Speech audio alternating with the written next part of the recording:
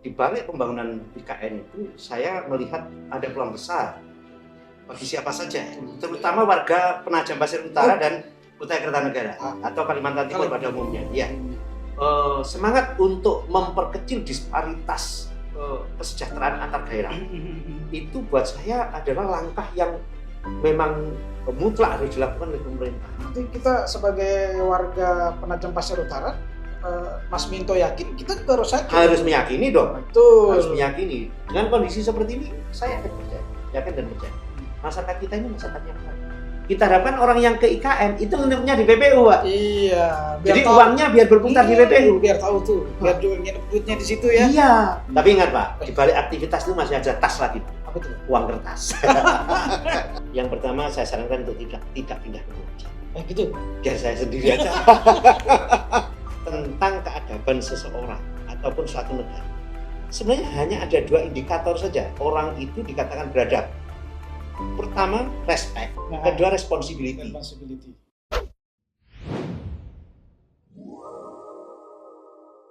Assalamualaikum warahmatullahi wabarakatuh. Salam swastiastu, namo buddhaya, salam kebajikan.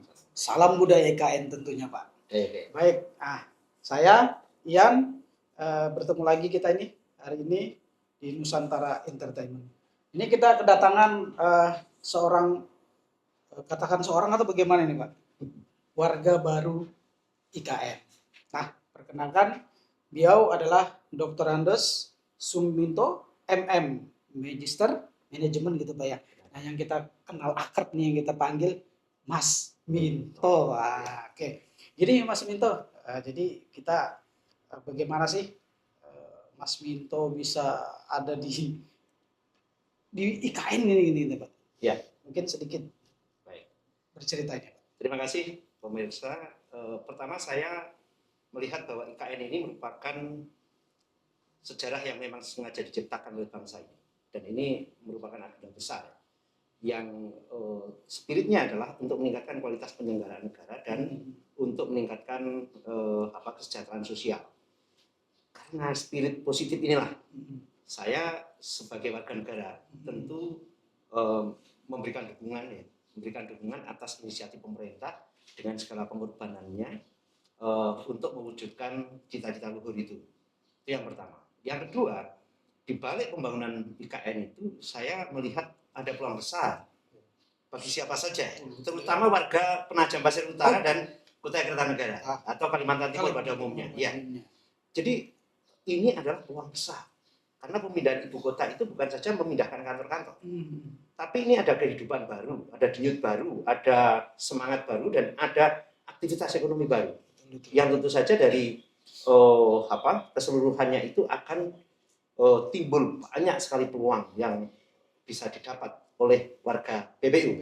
Itulah yang memotivasi saya untuk datang ke sini. Siapa tahu bisa turut mengambil bagian bersama-sama warga PPU atas peluang yang tercipta. Oh gitu, Pak ya? Ya. Wah, alasan yang simpel tapi padat nih, Pak. Ya.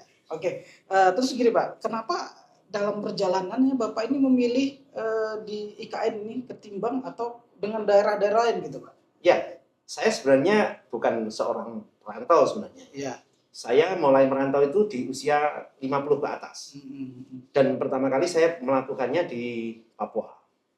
Nah, di Papua, kemudian di sana saya mencoba berproses untuk mengambil peluang juga gitu. Tetapi kemudian tergerak oleh adanya IKN, saya tertarik untuk pindah dari Papua ke IKN. Artinya di IKN ini saya melihat peluangnya lebih besar ya, lebih besar. Kemudian begini, saya kan di Jawa itu sebenarnya seorang organisatoris seorang organisatoris. Dan saya melihat untuk menjadi seorang organisatoris itu kan prosesnya panjang. Dia bagaimana berangkat dari bawah, mengenali grassroots dan lain sebagainya. Saya melihat bahwa peluang yang ada di IKN itu kan mesti ditangkap oleh masyarakat sekitarnya. Jangan sampai masyarakat sekitar itu menjadi penonton. Maka dibutuhkan banyak sekali orang-orang yang mampu mengorganisir masyarakat untuk berperan lebih dalam rangka terlibat pada proses pembangunan yang ada di IKN. Seperti Pembangunan yang dimaksud bukan semata-mata pembangunan yang saat ini dilakukan seperti pembangunan infrastruktur, bukan. Tapi lebih dari itu pembangunan ekonomi secara menyeluruh. Pembangunan ekonomi secara menyeluruh. Nah, pertanyaannya sekarang, siapakah kita warga PPU ini? Dan saya sudah menjadi warga PPU. Ya, itu terlibat secara aktif dan positif menangkap peluang yang ada ini. Ini pertanyaannya, kita ini siap nggak? Seringkali kita selalu mendengung-dengungkan untuk bisa terlibat secara aktif dibutuhkan SDM yang qualified. Nah, SDM yang qualified itu kan ada 3 indikator. Yang pertama adalah tingkat pendidikan. Kemudian yang kedua derajat kesehatan, dan yang ketiga adalah daya beli. Nah, untuk itu pendidikan, kesehatan, dan ekonomi atau kemampuan ekonomi itu menjadi penting untuk ditingkatkan agar orang-orang PPU ini benar-benar bisa berperan secara aktif. Nah, sekarang pertanyaan berikutnya adalah bagaimana meningkatkan ketiga hal ini? Pendidikan. Di sini sudah ada 3 universitas besar yang dibangun di wilayah PPU. Ada Gunadarma, ada Parahyangan, dan sebentar lagi ada Balikpapan, Universitas Uniba. Ini harapan besar buat kita. Harapan besar bagaimana lembaga-lembaga pendidikan ini menyiapkan tenaga kerja, menyiapkan SDM yang unggul. Nah, sekarang yang kedua untuk kesehatan. Kesehatan ini di samping pemerintah punya kewajiban menjaga kesehatan warganya, kita sebagai masyarakat juga berinisiatif untuk turut mewujudkan hidup sehat tanpa harus menunggu sakit. Maka program kesehatan komprehensif meliputi promotif, preventif, kuratif, rehabilitatif. Salah satu promotifnya ya harusnya kita turut. Ya, artinya kita mempromosikan gaya hidup sehat. Yang kedua preventif, kita melakukan pencegahan jangan sampai kita jatuh sakit. Kuratif ini yang biasanya pemerintah dan peran swasta, misalnya dengan mendirikan tempat pelayanan kesehatan seperti klinik, rumah sakit, dan lain sebagainya. Dan ini saya kira peluang juga buat masyarakat PPU. Betul. Yang selama ini mungkin dirasa tempat pelayanan kesehatannya masih kurang karena hanya pemerintah saja yang hadir untuk itu. Nah, baru kemudian rehabilitatif. Rehabilitatif ini kita juga hampir tidak ada di sini pusat-pusat rehabilitasi kesehatan. Nah, sebenarnya kalau melihat peluang untuk peningkatan kualitas SDM ini mestinya banyak sekali yang bisa dilakukan di tempat ini gitu. Nah, baru kemudian adalah daya beli atau tingkat kesejahteraan. Nah, upaya-upaya untuk meningkatkan tingkat kesejahteraan ini saya melihatnya ada kecenderungan bahwa masyarakat PPU itu banyak yang mulai ingin meningkatkan daya beli tapi jangka pendek. Seperti misalnya jual tanah. Nah, sekarang ini tanah kan memang naik ya, harganya naik. Nah, dengan naiknya harga tanah ini kemudian orang berlomba-lomba untuk menjual. Padahal kalau kita misalnya nanti ke depan tanah-tanah ini bisa optimalkan pemanfaatannya, itu bisa punya daya dukung yang luar biasa terhadap perkembangan IKN di masa yang akan datang. Nah, harapan kita siapapun yang memiliki tanah, apakah itu pendatang yang membeli ataupun pemilik yang mempertahankan, ke depan itu tetap diperuntukkan bagi upaya mendukung IKN. Kita bicara IKN itu Pak, dari A sampai Z sampai dengan infrastruktur, kesehatan. Nah, saya mau kembali lagi nih Pak. Ya. Tadi saya sempat tangkap nih Pak. Jawa dari mana Pak? Saya Banyuwangi. Oh, Banyuwangi. Jawa Timur. Oh, gitu. Jawa Timur. Bagaimana Banyuwangi itu Pak? Banyuwangi dan Penajam seperti apa gitu? Ya, Banyuwangi itu daerah yang kayak akan seni dan budaya. Ya. Jadi seringkali kalau kita pergi itu memang kangen sih. Gitu. Gitu, kangen dengan seni dan budaya, dengan kebiasaan yang kita itu penuh dengan denyut budaya dan keseniannya. Tapi begitu saya masuk Penajam, saya merasakan juga ya nggak jauh-jauh beda ya. Hanya memang di sini mungkin konsentrasi masyarakatnya lebih pada ke ekonomi. Nah, untuk kesenian atau untuk seni dan budaya ini sepertinya memang harus terus ditingkatkan, kawan-kawan sekalian. Karena begini, saya yakin dan percaya bahwa budaya masyarakat Pasir, budaya masyarakat Dayak, budaya masyarakat Kalimantan pada umumnya itu sangat-sangat luhur dan sangat luar biasa. Nah, ini yang perlu kita kembangkan, perlu kita aktualisasi. Karena dengan begitu nanti Penajam ini atau Kalimantan Timur itu tidak kehilangan jati dirinya dan tidak tercerabut dari akar budayanya. Saya ingin semua potensi budaya yang ada di sini ini diaktualisasi Misal kita adakan festival budaya. Kita adakan festival budaya. Budaya itu kan tidak berhenti sampai di situ ya. Artinya kalau kita misalnya punya seni, misalnya busana, busana ini kan bisa di-create sampai pada titik tertentu, itu menjadi hal yang lebih menarik lagi dari sekedar apa yang selama ini sudah kita kenakan misalnya. Nah, hal seperti ini mestinya dikembangkan. Jadi apa yang terjadi di Banyuwangi itu sebenarnya juga banyak yang bisa diadopsi. Kalau di Banyuwangi itu kan ada Banyuwangi Ethno Carnival. Banyuwangi Ethno Carnival itu menampilkan budaya-budaya lokal dengan tema-tema sejarah, adat istiadat dan lain sebagainya. Kemudian difestivalkan. Sehingga anak-anak muda semua mendorong dirinya untuk kreatif, membuat desain-desain busana yang menarik. Ya, gitu Pak ya. Ini contoh saja. Ya, contoh. Nah, hal baik kan bisa saja dicontoh. Ya. Kalau hal baik itu kita harus contoh memang. Tadi kita bicara dari Jawa tuh, dari Banyuwangi. Iya. Terus pindah ke sini dengan motivasi tersebut yang sudah Bapak sebutkan. Iya. Sudah Mas aja lah, jangan Bapak. Oh iya, Mas ya. Mas Minto ya. Mas Minto. Iya. Gini Mas Minto. Jadi ke sini pindah sudah ber-KTP sini. Iya. Terus sendirian ya, Pak? Oh iya. Sendirian. Iya. Karena memang kebetulan keluarga di Banyuwangi, anak-anak masih kuliah, ya. Entah kangen.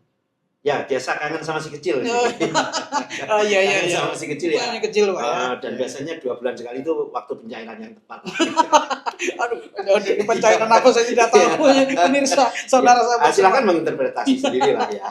Baik, begitu Pak Minto, jadi interpretasi seperti itu. Nah, untuk pengalaman-pengalaman yang bisa diadopsi dari budaya-budaya dan kebiasaan warga setempat itu seperti apa ya pengalaman menurut pengalaman Bapak Mas Minto ini? Ya, yang pertama ini adalah kemampuan pemimpin yang kita harapkan muncul. Jadi semua itu berawal dari pemimpin yang mau memberi ruang, pemimpin yang memang visioner. Jadi seorang pemimpin kita harapkan nanti ya bupati terpilih ini visioner dan punya komitmen untuk mengembangkan budaya yang ada. Nah, itu memang diperlukan apa ya, lagi-lagi diperlukan komitmen dari beliau. Masyarakat itu kita harapkan juga memberikan dukungan gitu, Kalau mau jujur, festival-festival yang ada di daerah-daerah yang memang sudah berkesadaran, nggak perlu ada alokasi anggaran yang berlebih lah. Jadi cukup sedikit sebagai stimulan saja. Berikutnya adalah partisipasi masyarakat. Mereka itu senang kok sebenarnya. Masyarakat itu kalau memang punya kecintaan pada budayanya, begitu diberi panggung, diberi ruang, mereka rela berkorban untuk menunjukkan bahwa ini loh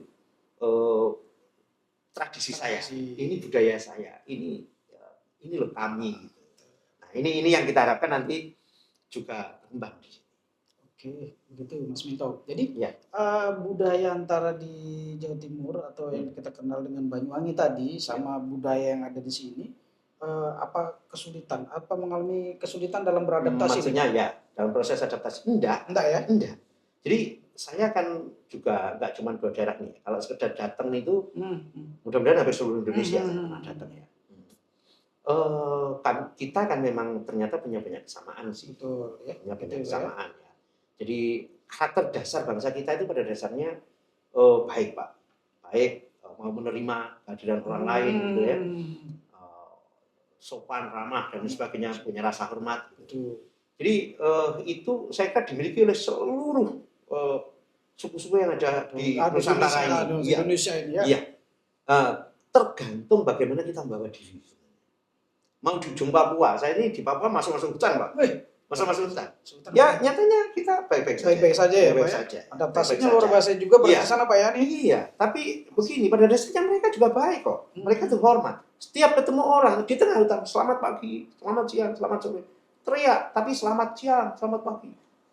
Keren, menurut saya keren. Betul. Jadi Nusantara ini keren. Ini untaian mutiara yang harus kita pelihara bersama. Jadi saya selalu mendengungkan jangan pernah lelah mencintai Indonesia. Betul. Oleh karena kita tahu bahwa Indonesia ini begitu indah. Iya. Begitu luar biasa. Begitu luar biasa. Iya. Oke, begini. Terus untuk Mas Minto ini pernah mengalami kejadian unik atau mengejutkan setelah pindah ke PPU ini? Ya, sampai dengan hari ini kalau mengejutkan dalam arti negatif belum. Mudah-mudahan tidak. Gitu. Tapi kalau yang positif itu banyak. Contohnya Pak? Contohnya, saya itu tidak mengira teman-teman yang ada di Kalimantan ini, khususnya di PPU ini, begitu welcome terhadap orang yang sama sekali tidak dikenal sekalipun. Ya. Jadi di situ saya jadi sangat sangat di samping apresiasi ya terkejut tentu saja. Oh, ternyata mereka tidak ada, maaf ya, tanda-tanda kecemburuan, tanda-tanda kekhawatiran, menganggap sebagai pesaing. Hampir tidak saya temukan. Tidak saya temukan. Nah, itu yang saya pikir ini potensi yang sangat baik untuk menjadikan daerah ini jauh lebih maju dan kemajuannya itu bisa terakselerasi dengan baik gitu. Dengan sikap hormat kepada siapapun yang datang. Lebih-lebih nanti ditingkatkan dengan kehendak untuk melakukan kolaborasi dan sinergi.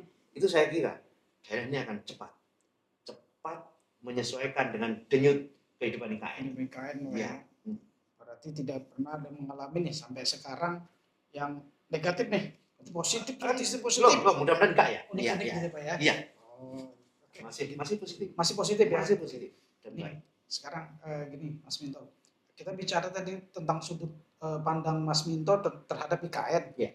Sebelum pindah, apa yang Mas ketahui tentang proyek-proyek yang ada di IKN? Pertama saya melihat IKN ini menjadi polemik. Jadi polemik. Karena IKN ini menjadi polemik, saya sih melihatnya wajar. Setiap kebijakan pasti ada yang pro, ada yang kontra. Ada yang setuju, ada yang tidak setuju. Tetapi dengan spirit yang tadi saya sebut, pemerintah itu punya niat baik gitu ya. Punya niat baik. Saya tetap mencoba melihat IKN itu secara husnudon, secara prasangka baik. Prasangka baik. Semangat untuk memperkecil disparitas kesejahteraan antar daerah. Itu buat saya adalah langkah yang memang mutlak harus dilakukan oleh pemerintah. Kalau kita lihat disparitas antara Jawa dan luar Jawa itu memang cukup tinggi. Padahal dilihat dari sumber daya alamnya, luar Jawa, terutama Kalimantan, ini melimpah luas.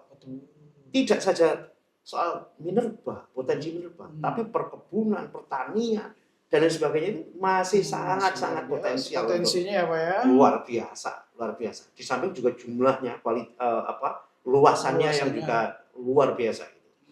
Oleh karena itu, saya yakin dan percaya bahwa apa yang diharapkan pemerintah dengan memindahkan ibu kota ini, jika kita semua memberikan dukungan sungguh-sungguh, apa yang diharapkan untuk bisa memperkecil disparitas atau kesenjangan antar daerah itu secepatnya akan segera terwujud. Saya yakin dan optimis itu.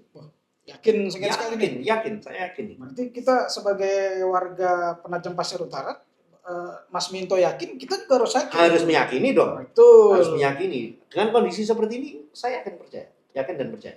Masyarakat kita ini masyarakat yang baik, yang mampu memberikan dukungan ya. Minimal tidak membuat kerusuhan, keributan, itu sudah bagus. Sudah bagus. Betul mendukung gitu ya. Betul. Bahwa ada sedikit polemik, bahwa ada sedikit permasalahan yang belum tuntas, itu wajar. Sebagai sebuah perjalanan pembangunan, hal-hal demikian itu biasa saja terjadi. Jadi wajar lah hitungannya gitu Mas ya. Baik, bagaimana perasaan Mas Minto nih mengetahui bahwa Mas Minto tinggal di daerah yang akan menjadi pusat pemerintahan baru di Indonesia? Ya tentu banyak sekali harapan. Kita tahu bahwa orang-orang yang saat ini memiliki bisnis besar dulu juga memulainya seperti itu. Betul. Orang-orang yang memiliki karir politik bagus juga memulainya seperti itu. Maka mengambil start awal, ya walaupun tidak awal-awal amat, awal-awal amat. Karena amat aja juga tidak datang awal kan. Belakang juga deh. Ya. Maka buat saya ini bagian dari upaya menabur benih. Benih kebaikan, benih keberuntungan, dan upaya kita untuk mengajak secara bersama-sama masyarakat Penajam ini semua punya peran penting di negara ini. Kalau kita punya penduduk sekarang ini kan sekitar 200 ribuan ya. 200 ribuan. Sekitar 200 ribu ya. Itu katakanlah usia-usia produktif itu di angka 40% ya. Atau 60% katanya. Dan 40% ini misalnya. Ini kan angka 120 ribu itu kan luar biasa Pak. Betul. Ya, 120 ribu itu kalau semua produktif, semua bekerja keras, semua punya tekad kuat untuk berperan, untuk mengambil peran yang penting di dalam memajukan daerahnya, termasuk juga menyongsong kehadiran ibu kota baru. Saya yakin ini nggak lama PBNU ini akan menjadi daerah yang luar biasa dan sangat majunya ya. Iya. Gitu. Oke. Menurut Mas Minto nih, dampak paling nyata dari pembangunan IKN yang sudah dirasakan sejauh ini. Ya, pertama tentu masyarakat pemerintah kan membantu dari sisi infrastruktur. Itu dampaknya juga sangat luar biasa terhadap mobilitas masyarakat. Mobilitas masyarakat berpengaruh terhadap aktivitas ekonomi. Aktivitas ekonomi akan berpengaruh dengan tingkat kesejahteraan. Dan itu artinya dengan adanya IKN kesejahteraan PPU, saya yakin meningkat cepat, meningkat lebih signifikan. Karena banyaknya infrastruktur yang disiapkan, terutama jalan, jembatan, ya. Kemudian ke sentra-sentra perekonomian, ya jalan-jalan kecil menuju kebun, menuju ladang, dan lain sebagainya. Ini semua dibangun oleh negara, dan dengan demikian ini mempercepat proses peningkatan kesejahteraan. Jadi indikasinya itu, ya, jadi indikasinya bahwasannya ini berhubungan dengan kesejahteraan. Ya, indikasi yang paling penting itu seperti apa sih Pak? Indikasi kalau dia suatu kita nih IKN nih berkembang, ya kan, menjadi yang luar biasa ke depannya. Jadi indikasinya seperti apa itu Pak? Indikatornya ketika masyarakat di sekitarnya itu meningkat kesejahteraannya menurut saya. Jadi itu indikator yang paling mudah dibaca. Ya. Yang kedua, apakah proses peningkatan SDM itu betul-betul berjalan atau enggak?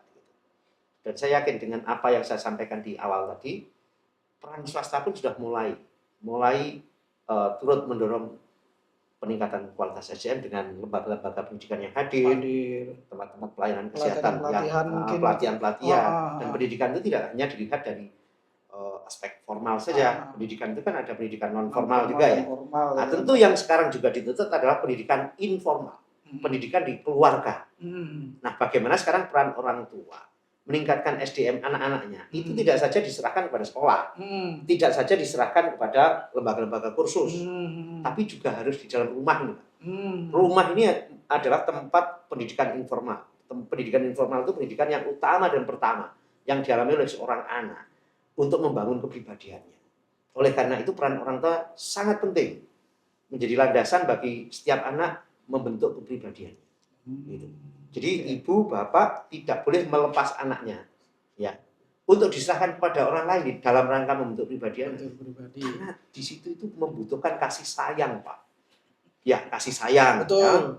Kemudian rasa aman, ya, rasa terlindungi atau perasaan nyaman. Itu penting. Kadang kita mempercayakan pada lembaga-lembaga pendidikan yang kita anggap bonafit. Itu benar, tapi juga kurang kalau kemudian orang tua tidak berperan. Terus begini Pak, Mas ya. Ya. Apakah Mas Minto melihat antusiasme atau justru kekhawatiran dari masyarakat lokal Penajam terkait IKN ini? Sejauh ini kok saya tidak melihat kekhawatiran. Ya? Tetapi begini, saya kadang punya guyonan. Orang yang saya anggap bermasalah itu ketika dirinya tidak menyadari bermasalah. Jadi saya khawatir gitu. Justru di sini yang khawatir saya gitu. Kenapa sih tidak merasa khawatir gitu? Nah, perasaan ini muncul karena harusnya kita mulai menata diri, membangun diri gitu. Ya, mudah-mudahan seiring dengan waktu kesadaran itu tumbuh. Dan dengan kesempatan ini saya ingin menyuarakan, yuk warga PPU kita bareng-bareng yuk, kita bersama-sama yuk, kita tingkatkan kualitas diri kita untuk menyongsong kehadiran IKN. Supaya kita nanti berperan, supaya kita nanti tidak tersisih, supaya kita nanti tidak termarginalkan. Jangan jadi penonton. Ya, kuncinya. Ya. Oke, menurut Mas Minto nih, apa sektor yang menurut Mas Minto masih perlu banyak peningkatan agar masyarakat itu bisa benar-benar menghadapi perubahan besar ini? Ya, pertama saya meyakini bahwa dalam waktu yang tidak terlalu lama akan terjadi mobilitas penduduk yang cukup besar di IKN. Betul. Karena magnet IKN ini akan merangsang orang untuk datang ke sini. Nah, apa yang bisa kita dapatkan dari perpindahan penduduk yang mungkin makin hari makin banyak? Ya, siapkan diri kita. Misalnya kita sudah harus mulai produktif, menyiapkan produk-produk yang bisa kita jual untuk kebutuhan mereka. Kemudian kita tingkatkan keterampilan kita, karena kita juga akan sangat dibutuhkan jasa-jasa ya, yang akibat meningkatnya populasi itu, jasa-jasa itu akan makin banyak dibutuhkan. Ya. Jadi kita perlu banyak sekali orang-orang yang menguasai berbagai jenis keterampilan. Terus yang ketiga itu sektor perdagangan. Perdagangan ini juga menjadi urat nadi bagi perekonomian. Nah, tapi juga jangan lupa sentra-sentra produksi, termasuk perkebunan, pertanian ini juga harus ditingkatkan. Karena IKN dengan segala dinamikanya nanti membutuhkan banyak sekali sumber-sumber makanan, sumber-sumber air bersih, sumber-sumber energi yang itu harus bisa dipasok oleh kita yang ada di sini. Di samping pemerintah menyediakan, kita juga harus menjadi kawasan pendukung yang mampu menyediakan kebutuhan yang dibutuhkan oleh masyarakat kita. Jadi ini kembali lagi nih, ada tadi pembahasan sempat yang masalah tanah ini tadi. Iya. Apakah Mas Minto melihat peningkatan harga tanah, rumah, atau kebutuhan pokok sejak proyek IKN ini dimulai? Terus bagaimana tanggapan Mas Minto terkait akan hal ini? Pertama, pemerintah jangan sampai kecolongan ya. Dengan meningkatnya harga tanah itu pemerintah harusnya menetapkan NJOP juga mulai naik. Sehingga nanti PBB-nya juga akan naik. Betul. Sebenarnya dengan peningkatan harga tanah itu pemerintah juga diuntungkan dengan meningkatnya pendapatan asli daerah. Karena sekarang kan PBB itu sudah masuk ke Dispenda, ke kabupaten. Betul. Jangan sampai harga di pasaran naik, NJOP nggak naik-naik. Gitu. ini minta maaf ya. Ini masukan agar peningkatan pendapatan asli daerah juga seiring naiknya bersamaan dengan naiknya harga tanah. Yang itu saya tidak melihat kepekaan itu gitu. Nah, maka pengambil kebijakan harus peka terhadap hal demikian itu. Harus seperti ini. Harus peka. Dengan begitu nanti PPU itu PAD-nya akan naik. PAD-nya naik. Tiap tahunnya akan naik. Jadi PBB-nya juga dengan NJOP yang naik ini pendapatan asli daerah akan meningkat. Itu yang pertama. Yang kedua, ya oke lah. Kalau misalnya ada banyak pengusaha di sini yang dulu bergerak di bidang perkebunan, kemudian tanahnya dijual SOP. Tapi masyarakat yang tinggal di Penajam ini, ya akan lebih bagus menahan diri untuk tidak menjual tanah karena kalau kebutuhan, ya itu sah-sah saja sih, nggak ada larangan. Betul. Nggak ada larangan sih. Artinya silahkan saja. Tapi akan bagus kalau kemudian mereka mencoba untuk mengelola itu dengan baik untuk betul-betul menjadi daya dukung pada akhirnya nanti. Yang punya sawah ya dikerjakan sawahnya.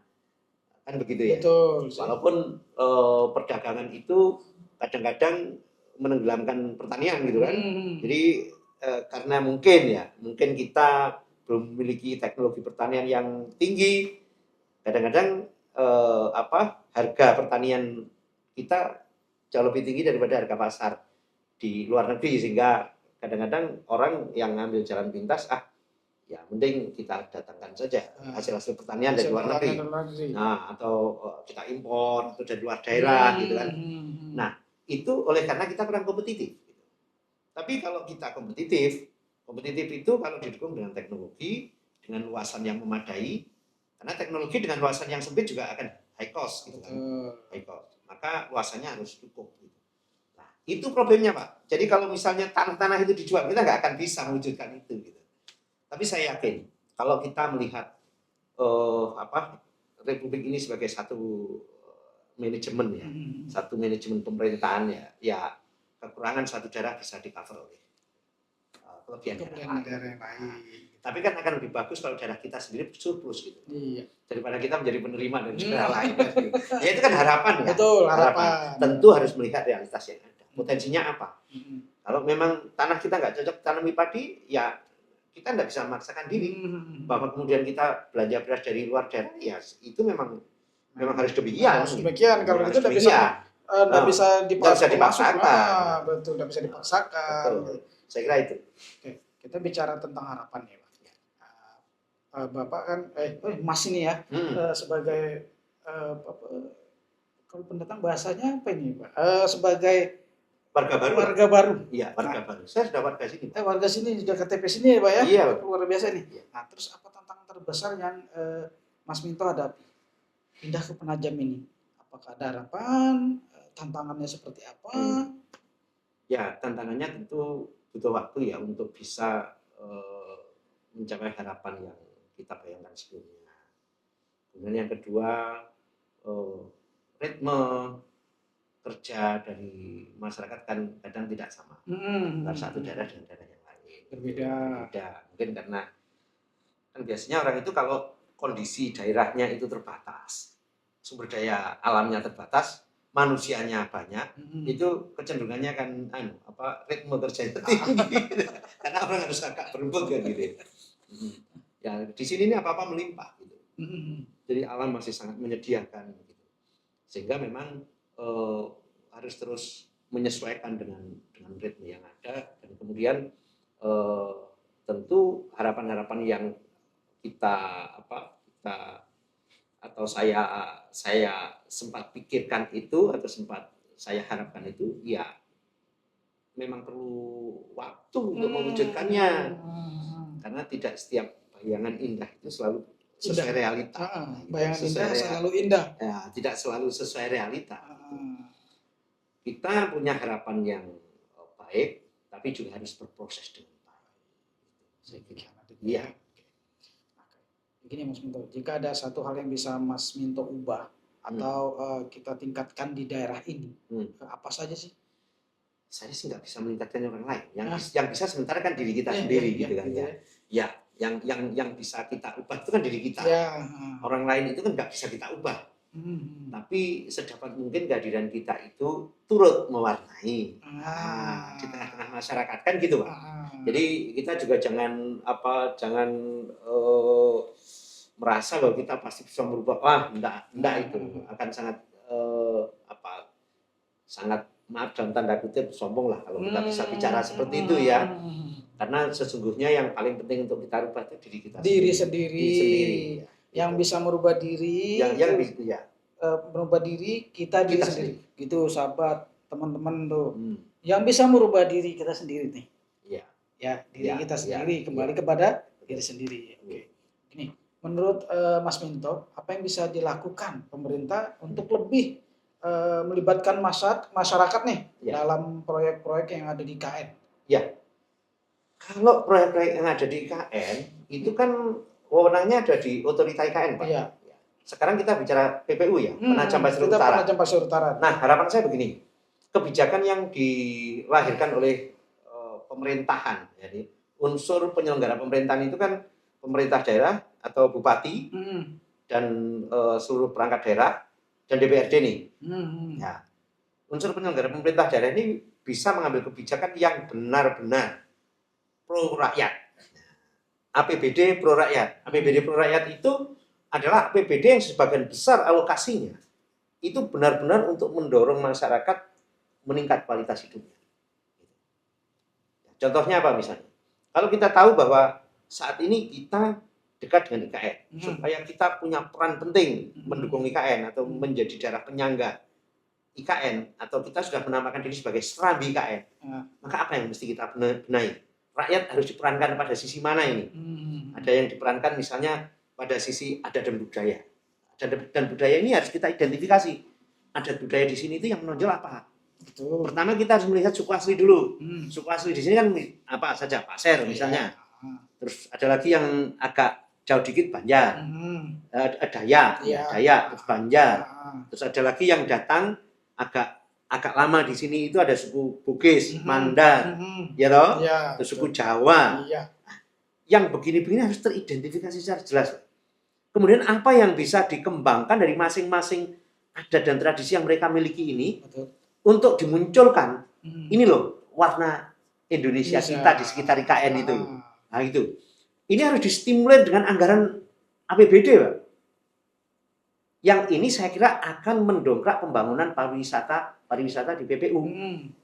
Tanpa itu, ketertarikan orang untuk datang atau berwisata di PPU itu hanya semata-mata untuk lewat menuju IKN.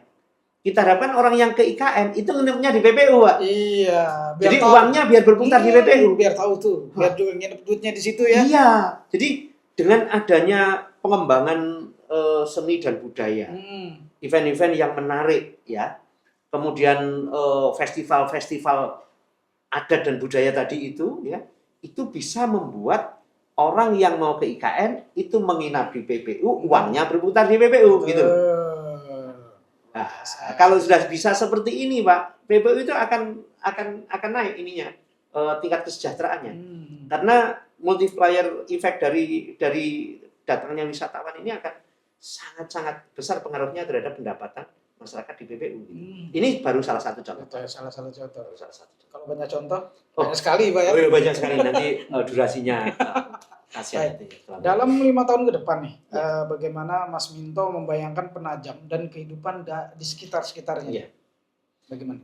Yang pertama begini, pemerintah dengan masyarakat itu betul-betul bisa bersama-sama. Jadi mudah-mudahan ya, karena ini bupati terpilih dengan suara yang juga cukup signifikan ya, itu legitimate. Setelah legitimate, dukungan oleh masyarakat juga cukup baik. Gitu. Jadi kesadaran politik itu harus dibawa sampai pada implementasinya di pelaksanaan pembangunan. Iya. Jadi jangan memaknai proses politik itu berhenti pada saat nyoblos. Tapi bagaimana kita memberikan dukungan setelah seorang pemimpin terpilih dan kemudian kita mengambil peran di situ. Gitu. Kalau ini terjadi, Pak, saya kok optimis ya, PPU ini bisa mewujudkan harapan-harapan yang tadi. Lebih-lebih kalau pemerintahnya terbuka mau mendengar suara-suara rakyat seperti ini gitu. Betul. Karena saya yakin dengan adanya beberapa perguruan tinggi, kelompok-kelompok intelektual yang datang ke sini, itu sebenarnya bisa memberi kekuatan tersendiri, amunisi tersendiri bagi pemerintah daerah mengembangkan program-programnya, Pak. Sesekali lah ada konsultasi publik, kan begitu. Jadi menghadirkan seluruh stakeholder pembangunan. Gitu. Jadi pemerintah mesti peka ini, siapa sih orang-orang di PPU ini yang bisa diajak berpikir untuk kemajuan PPU. Gitu. Saya kira itu, Pak. Betul ya. Oke.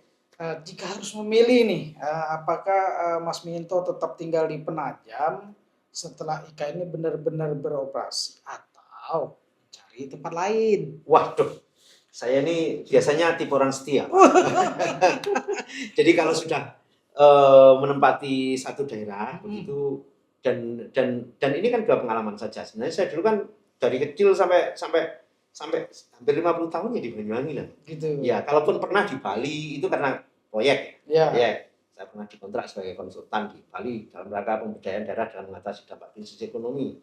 Saya pernah di konsultan PLKP PKSPU katakanlah program lapangan kerja produktif padat karya sektor pekerjaan umum pernah. Kalau mengajar kan memang kemana-mana sih. Di Denpasar pernah, Singaraja pernah, Jember pernah, Malang pernah, Surabaya pernah. Lah harapan saya dengan banyaknya aktivitas yang bisa kita lakukan di sini jadi kerasan. Kerasan itu kalau ada aktivitas, kalau nggak ada aktivitas kita di mana pun nggak kerasan. Gitu. Iya. Jadi aktivitas itu yang membuat menjadi kerasan atau nyaman. Nah, oke. Nah, ini kalaupun. Tapi ingat Pak, di balik aktivitas itu masih ada tas lagi Pak. Apa tuh? Uang kertas. Ada ini ya? Iya. Betul. Uang satu tas gitu. Uang satu tas, dibawa satu tas ya. Oke, ya, ini dia tadi ya. Silakan kita minum. Oh ya, makasih Pak. Ya.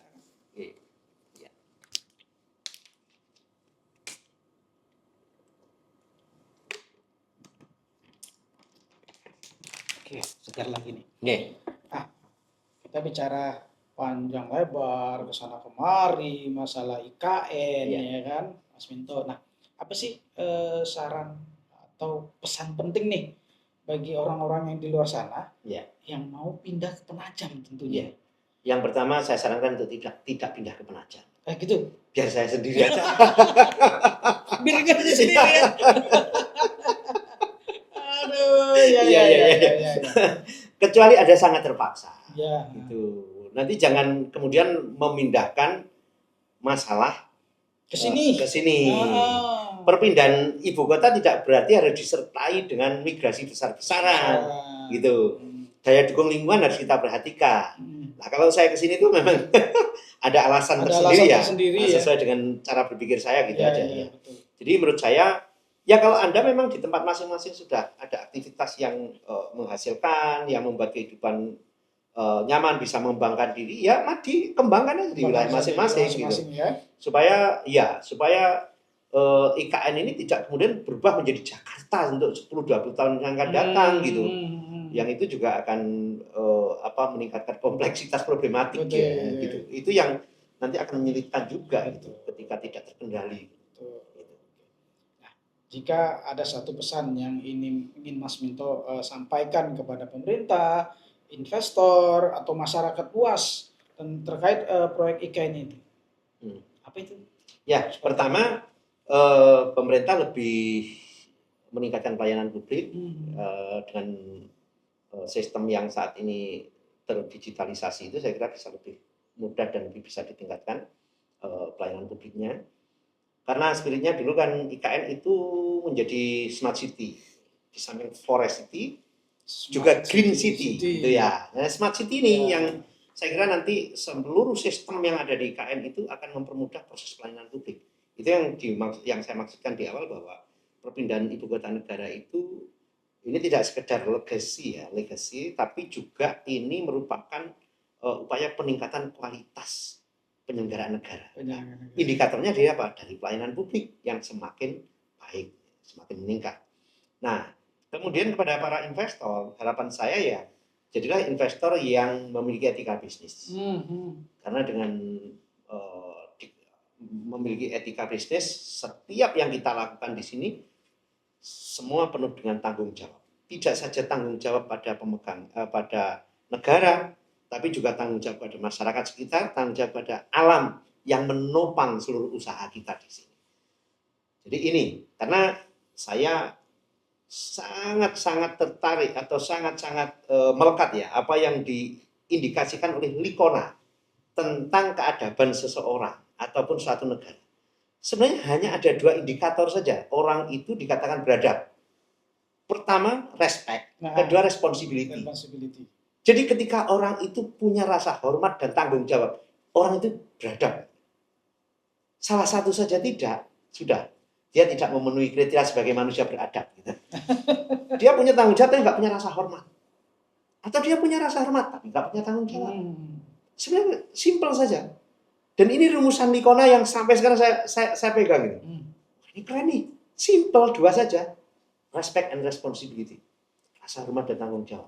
Nah, investor, pemerintah, rakyat, atau siapapun kita punya 2 hal itu. Saya kira harapan kita untuk mewujudkan IKN yang sesuai angan-angan para pendirinya atau pemerintah atau masyarakat Indonesia itu akan terwujud.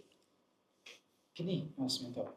Jadi kita bicara ke sana kemarin pengalaman Mas Minto nih dari lewat pelabuhan, terus mungkin lewat di kilometer 38. Kita ini bicara masalah infrastruktur jalan. Nah, menurut Mas Minto, jalan yang dilewati ini gimana? Mulus-mulus saja kan?